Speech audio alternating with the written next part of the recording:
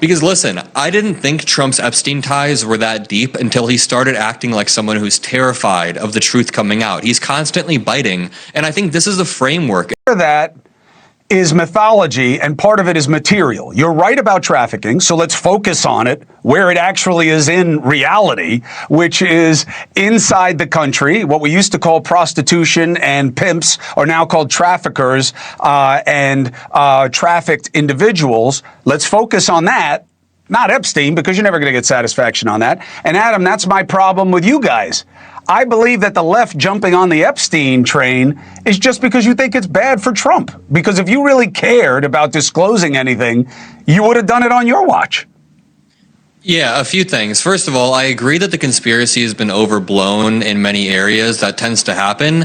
But there is definitely more about Trump in this Epstein investigation, and we know that. We know that because new evidence surfaced last week. That journal that was sent to Epstein on his 50th birthday, that was a part of the federal investigation, but wasn't released to the public until about a week ago. So that alone proves there was more material in there. But Adam, Biden's DOJ worked a little, Adam. Yeah. Not every disclosure advances your understanding. The president says he never sent any card for his 50th birthday, but let's say he forgot. Let's say he did, and he drew a pretty little picture and he wrote little silly things on it for Epstein's 50th birthday.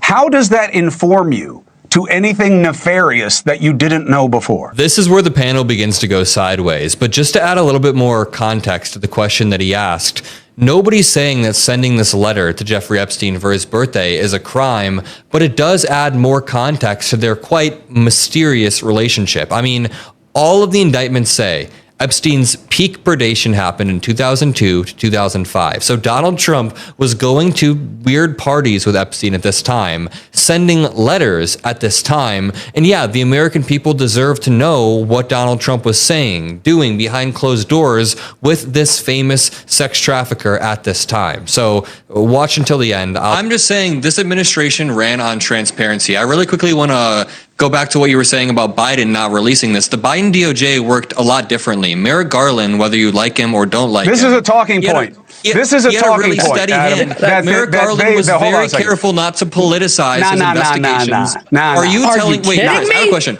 I have a question. Kidding me? Are you telling me that Donald Trump would allow Pam Bondi to open an investigation to Donald Trump Jr.?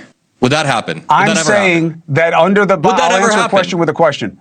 Here's what I'm saying. If you think that Merrick Garland wouldn't have dropped a bomb on Donald Trump's head, he waited like 2 or 3 years to even investigate a stolen election from Donald Trump. Donald Trump tried to steal the election and Merrick Garland waited forever. Okay, the opposite. Are you kidding me? They literally tied Trump up for the last 4 years to do everything they could to get him to not be able to run in 2024, especially as he continued to gain momentum and win following the assassination attempt. If you don't think Kamala Harris wouldn't have pulled this out if there was anything devastating to Trump, it's not about Trump. This was absolutely abysmal for Democrats prior to the last month. Democrats hated Epstein. Absolutely, Kamala Harris didn't have the ability. Everybody can agree on the left and the right that the DOJ was definitely monopolized and was utilized to go against Trump and those people that were a part of, just like they used the IRS against conservatives in 2012, they definitely utilized the DOJ to target conservatives underneath the Biden administration. Can you point to one example definitely of Kamala target Trump and his family. They went through Melania's underwear drawer.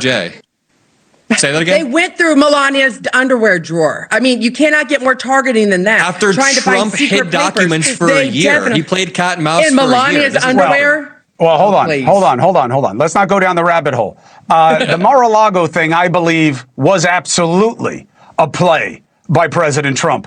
And the FBI and the Democrats fell for it. Is that he basically baited you. Yeah, come on in and take me. Come on in. And you did it, and it wound up being over nothing, and it looked like a horrible case of lawfare. Here's my pivot point that I want to end on. Adam, how are you guys, as you are now dangerously close to your own populist reformation movement that may be justified in terms of grievance over affordability. I think it is. But socialism as an answer is a death sentence. Why don't you guys just go after what's in the big, beautiful bill and make your case on that Democrats would have done better? Why screw with this other stuff that'll never end well? Because listen, I didn't think Trump's Epstein ties were that deep until he started acting like someone who's terrified of the truth coming out. He's constantly biting, and I think this is a framework. It's a window into how he covers up everything else. When he lies about who pays the tariff and says that for some reason other countries pay the tariff, he's lying in the same way as when he's lying about the Epstein files, or when he's lying about how much this new bill increases the debt long term. So I think he lies about all of these issues, and at the very least we can use this to create less dogmatic supporters who listen to us on other issues. So the conservative panelist comes in and says they literally tied him up for the last 4 years to do everything they could to get him to not be able to run in 2024. And I'm sorry, but what? Let's be very clear about what actually happened. Legal accountability is not the same thing as political persecution. When someone is being investigated for actual crimes, legitimate documented criminal behavior, that's called the justice system working. You don't get a free pass just because you're running for office. In fact, that makes accountability even more important, not less. And then we get to this moment that just perfectly captures the conservative talking point strategy. The panelist brings up they went through Melania's underwear drawer. Say that again. They went through Melania's underwear drawer. And this is framed like it's some massive scandal, some shocking invasion of privacy. But Adam immediately shuts this down in 5 seconds. He says, the former president hid documents for a year. You played cat and mouse in Melania's underwear drawer, and that is the crucial context that keeps getting left out. The FBI didn't just randomly show up.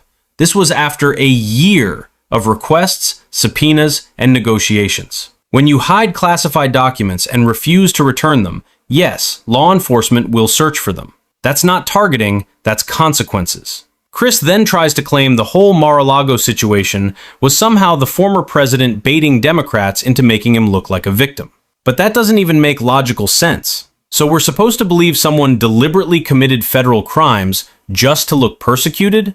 That's not strategy. That's just crime. Adam will break this down more in the post-debate section, but even here you can see the argument falling apart. And then we get to the moment. Adam says something that completely reframes this entire conversation. He says, I didn't think his Epstein ties were that deep until he started acting like someone who's terrified of the truth coming out.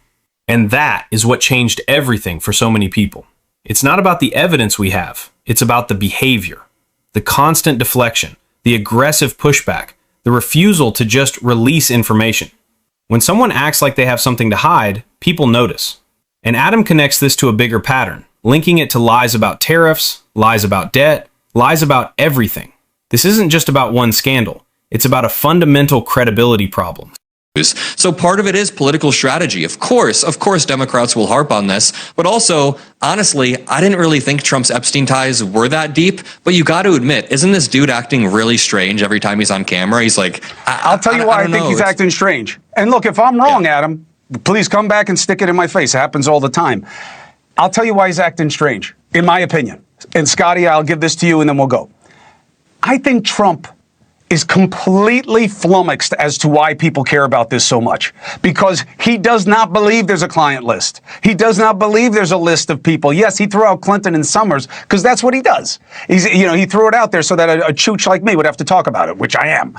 But Scotty, there was so much I wanted to respond to. I want to run through it all really quickly, but that's what happens in these 5-minute news hits. There are a lot of pros and cons to them. The pros are that you oftentimes get a quick punch in and it works, but the cons are that you don't get to flesh out answers or respond to everything. So there was a point where Cuomo tries to imply that Trump was just baiting the Democrats and the FBI into raiding Mar-a-Lago. Number one, the Democrats didn't raid Mar-a-Lago. It was the FBI. It was a separate arm. And this was after Donald Trump stole documents for a year. If you want to say that like every single person on the run, was Osama bin Laden also baiting SEAL Team 6 into taking him out? No, he was on the run. He was committing criminal acts and trying to evade the police. That is exactly what was going on with Donald Trump. It wasn't some weird thing where Donald Trump was playing 4D chess. Cuomo also repeatedly says the American people don't care about this, but as I point out,